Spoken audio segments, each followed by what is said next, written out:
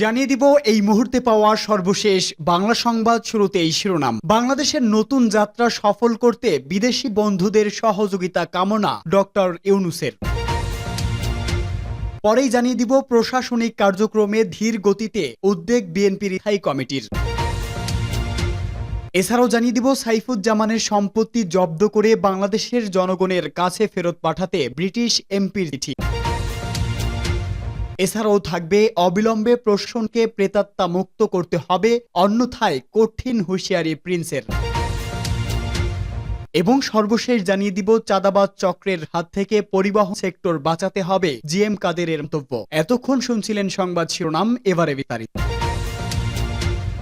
সুখী ও সমৃদ্ধ ভবিষ্যতের পথে বাংলাদেশের নতুন যাত্রায় বিদেশি বন্ধুদের সহযোগিতা কামনা করে প্রধান উপদেষ্টা অধ্যাপক মোহাম্মদ ইউনূস বলেছেন, তারা নতুন বাংলাদেশ গড়ার সুযোগ হাতছাড়া করতে চায় না। জাতিসংঘ সাধারণ পরিষদের অধিবেশনের ফাঁকে এক সংবর্ধনা অনুষ্ঠানে তিনি আরো বলেন, আমাদের কাজ হচ্ছে এটা পরিষ্কার ও সংস্কার করা। আমাদের শুরুটা ভালো করতে হবে, এটি বাস্তবায়নে আপনাদের সবার সমর্থন প্রয়োজন। জাতিসংঘ সাধারণ পরিষদের সদস্য পদ লাভের 50 বছর পূর্তি উপলক্ষে বাংলাদেশ আয়োজিত এই সংবর্ধনা অনুষ্ঠানে যোগ দেন অংশগ্রহণকারী দেশগুলোর প্রতিনিধিরা। 1974 সালে 17 সেপ্টেম্বর বাংলাদেশ জাতিসংঘের পূর্ণ সদস্য পদ লাভ করেন। সংবর্ধনা আয়োজনে প্রধান উপদেষ্টার সাথে আরও ছিলেন পররাষ্ট্র উপদেষ্টা তৌহিদ হোসেন, জ্বালানি উপদেষ্টা মোহাম্মদ ফাউজুল করিম খান, জাতিসংঘে বাংলাদেশের স্থায়ী প্রতিনিধি রাষ্ট্রদূত মোহাম্মদ আব্দুল মতিন, এসডিজি বিষয়ক মুখ্য সমন্বয়ক লামিয়া মোর্শেদ, প্রধান উপদেষ্টার প্রেস সচিব শফিকুল আলম, অতিরিক্ত পররাষ্ট্র সচিব রিয়াজ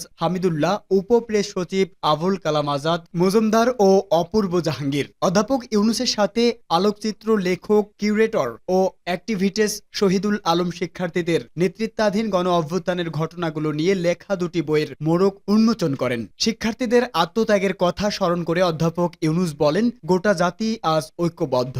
যারা নতুন বাংলাদেশের স্বপ্ন দেখেছিল, আমরা তাদের হতাশ করতে চাই না। সংস্কারের এজেন্ডা বাস্তবায়নের পর নির্বাচন না হওয়া পর্যন্ত অন্তর্বর্তীকালীন সরকারের নেতৃত্ব দিতে ছাত্ররা তাকে আমন্ত্রণ জানিয়েছে বলে উল্লেখ করেন অধ্যাপক ইউনূস। তিনি বলেন, এটা আমাদের জন্য খুবই তাৎপর্যপূর্ণ একটি বছর। এটা বাংলাদেশের তরুণরাই নিয়ে এসেছে। এর আগে জাতিসংঘ সাধারণ পরিষদের অধিবেশনে অংশ নেওয়া এবং সম্পর্কের 50 বছর পূর্তি উপলক্ষে প্রধান উপদেষ্টা অধ্যাপক মোহাম্মদ ইউনূসকে শুভেচ্ছা জানায় জাতিসংঘ।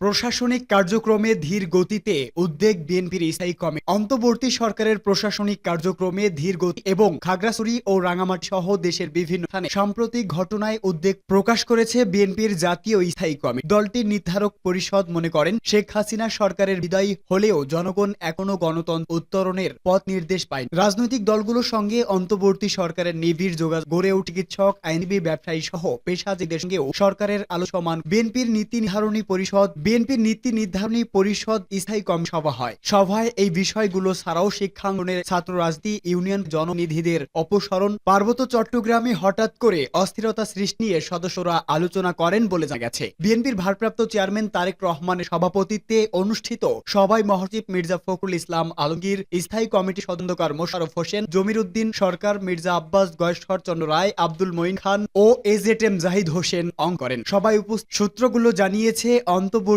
সরকারের বিভিন্ন বিশ্ববিদ্যালয়ে ছাত্র রাজনীতি বন্ধের বিষয়ে আলোচনায় তোলেন একজন। অন্য সদস্যরা সরকারের এই পদক্ষেপের সঙ্গে ভিন্ন মত পোষণ করে। তারা মনে করেন, এদেশে ছাত্র রাজনীতির ঐচ্ছিক অবদান রয়েছে। সেটি 1952 সালে ভাষা আন্দোলন শুরু করে 82 এর আন্দোলন, 69 গণ অভ্যুত্থান, 71 যুদ্ধ, 90 এর গণ অভ্যুত্থান এবং সর্বশেষ 2024 সালে আন্দোলনে প্রমাণিত। এছাড়া বিগত আওয়ামী লীগ সরকারের 15 বছরের শাসনে দেশে সংগঠিত হওয়া সব গুম, খুন ও নির্যাতনের ঘটনার দ্রুত বিচার দাবি জোরালো ভাবে করার বিষয়ে আলো হয়। বাংলাদেশের সদ্য ক্ষমতাচ্যুত আওয়ামী লীগ সরকারের সাবেক ভূমিমন্ত্রী সাইফুজ্জামান চৌধুরীর ব্রিটেনে থাকা সকল সহায় সম্পত্তি জব্দ করে বাংলাদেশের কাছে ফেরত দেওয়ার আহ্বান জানিয়ে ব্রিটিশ এমপি বেগম গতকাল ন্যাশনাল ক্রাইম এজেন্সির মহাপরিচালক গায়েম বিগারের কাছে লেখা চিঠি নিয়ে সব সহায় সম্পত্তির বিষয়ে ন্যাশনাল ক্রাইম এজেন্সি কি ব্যবস্থা নিতে। আফসানা বেগম মনে করেন, বাংলাদেশের সাবেক ওই মন্ত্রীর সব সম্পত্তিতে দুর্নীতি এবং অপরাধের লিস্ট পারে। ওই তিনি আরো বলেছেন, সম্প্রতি বাংলাদেশের ছাত্র নেতাধীন গণ নিরাপত্তা রক্ষাকারী বাহিনীর বাহিনীর দমন পীড়নে কয়েক শত মানুষ নিহত হন। এরপর সাবেক প্রধানমন্ত্রী শেখ হাসিনা বাংলাদেশ থেকে পালিয়ে যান। নতুন সরকার গঠিত হওয়ার পর ব্যাপক এসব দুর্নীতি তদন্ত শুরু করে সংশ্লিষ্ট কর্তৃপক্ষ। চিঠিতে আফসানা বেগম বলেছে, আমি বিশ্বাস করি সাইফুজ্জামান চৌধুরী বাংলাদেশের সাবেক ভূমি মন্ত্রী, ইতোমধ্যেই তার সংক্রান্ত বিষয়ে তদন্ত অধীনে বাংলাদেশের দুর্নীতি দমন কমিশন অর্থ আত্মসাতের অভিযোগের বিষয়ে তদন্ত করছে এবং দাবি করছে সাইফুজ্জামান চৌধুরী যুক্তরাজ্য মিলিয়ন মিলিয়ন ডলার পাচার করেছে। তিনি আরো বলেন, HM ল্যান্ড রেজিস্ট্রি এবং UK কোম্পানি হাউসের রেকর্ডগুলোর বিষয়ে ফিনান্সিয়াল টাইমসের এক পর্যবেক্ষণে দেখা গেছে সাইফুজ্জামান চৌধুরীর নিয়ন্ত্রিত সংস্থাগুলো কমপক্ষে 208 সম্পত্তি রয়েছে, যার বাজার মূল্য 15 কোটি পাউন্ডেরও বেশি। আল জাজিরার তদন্তে আরো জানা যায়, সাইফুজ্জামান চৌধুরী আমার নির্বাচনী এলাকার পপুলার ও লাইম হাউসে 34টির মালিক রয়েছে। ব্রিটিশ ওই MP আরো লিখেছেন, আমি বিশ্বাস করি প্রশ্নবিদ্ধ এসব সম্পত্তি বাংলাদেশের, সেগুলো বাংলাদেশের জনগণের কাছে ফিরিয়ে দেওয়া যাতে তারা গণতন্ত্র ও নিজেদের স্বার্থে পরিচালিত একটি সমাজ জন্য কাজ পারে। দুর্নীতি দীর্ঘদিন ধরে বাংলাদেশের জীবন মান, কর্মস্থলে অধিকার ও গণতান্ত্রিক স্বাধীনতার উপর নেতিবাচক প্রভাব ফেলছে। NCO মহাপরিচালকের উদ্দেশ্যে তিনি আরো বলেন, কিন্তু বাংলাদেশের দমন কমিশন অন্যায়ভাবে অর্জিত তহবিল পুনরুদ্ধারে আন্তর্জাতিক চাই। আমি অত্যন্ত কৃতজ্ঞ থাকব যদি আপনি স্পষ্ট করেন সাইফুজ্জামান চৌধুরী এবং এই দুর্নীতির তদন্তে অভিযুক্ত অন্য ব্যক্তিদের যুক্তরাজ্য ভিত্তিক সব সম্পদ তদন্ত ও জব্দ করার জন্য পদক হয়েছে। আপনারা নিশ্চয়ই একমত হবেন যে এই তহবিল জব্দ ও প্রত্যর্পণ করা শুধু ন্যায় বিচারের জন্যই নয়, বাংলাদেশের অধিকারের ভবিষ্যতের জন্যও অত্যন্ত। একই সঙ্গে এটি যুক্তরাজ্য নাম ও অবস্থানের জন্য অপরিহার্য।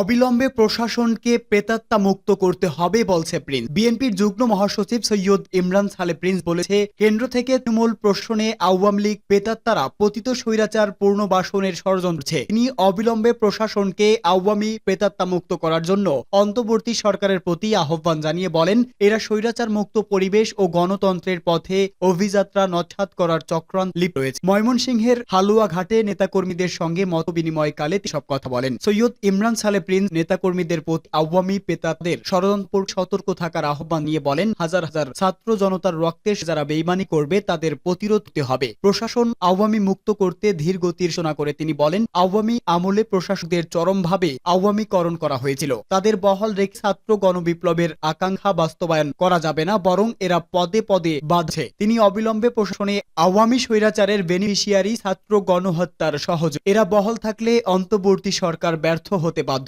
এই সরকার ছাত্র জনতার রক্তের বিনিময়ে পতিত, এই সরকারকে ব্যর্থ হতে দেওয়া হবে না।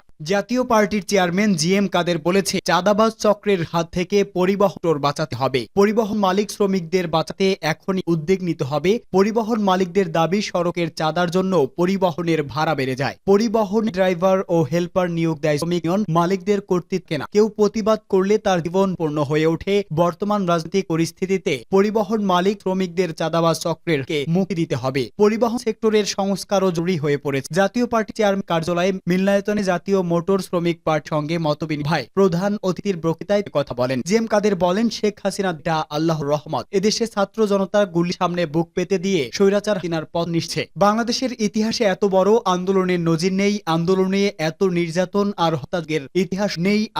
আমাদের বীর সন্তানরা জীবন দিয়ে স্বৈরাচারের পতন নিশ্চিত করেছে, যা আমরা শেখ হাসিনার পতন না হলে একদলীয় সরকার ব্যবস্থা কায়েম হতো, দেশ মাত্র একটা সরকারই হতো, সেটা আওয়ামী লীগ। জাতীয় পার্টি চেয়ারম্যান বলেন, 2024 সালের নির্বাচনে আমরা যেতে চাইনি, আমাদের নির্বাচনে যেতে বাধ্য করা হয়েছে। আমাদের দলের মাঝে বিভাজন সৃষ্টি করেছিল আওয়ামী লীগ। একটি গোষ্ঠীকে আমাদের দল ও প্রতীকের নামে কাউন্ট করতে অন্যায়ভাবে অনুমতি দিয়েছে তারা। হাস্যকর একটি মামলায় আমাকে রাজনীতিকে 4 মাস বেশি সময় হয়েছিল। আমরা নির্বাচন বর্জন করতে সংবাদ সম্মেলন করতে চেয়েছিলাম, সবকিছু রেডিও ছিল, কিন্তু বিভিন্ন আইনশৃঙ্খলা রক্ষাকারী বাহিনী সদস্য ও বিভিন্ন সংস্থার সদস্যরা আমাদের অফিস কর্ডন করে রাখে। আমাদের নির্বাচন প্রত্যাহার দেন সবাই।